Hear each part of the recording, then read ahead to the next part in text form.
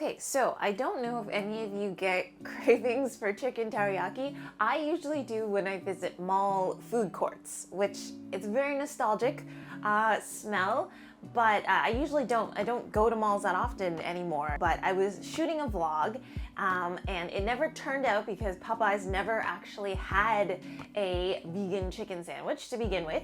It's actually a really simple recipe to make, and I wanted to show it to you all today because not only, like, you don't really need vegan chicken pieces for it, although you can go to any store and get any of like the vegan meats. It doesn't have to just be chicken, but you can apply this to things like eggplant, things like tofu.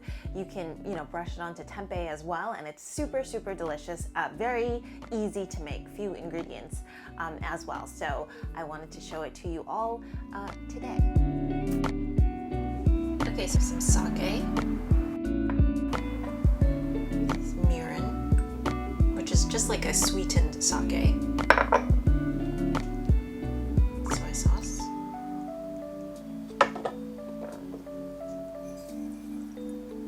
some sugar,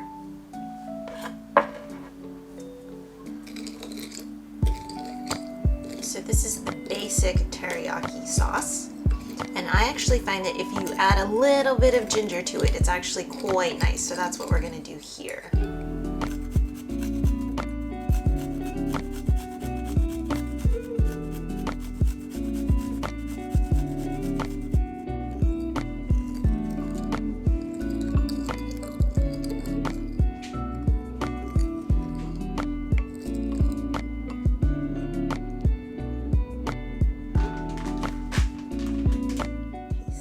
Here it says you can microwave it, you can bake it, you can pan fry it, so a bunch of different things. You actually don't even have to probably do anything to it. I think it'll just all cook in the pan as well.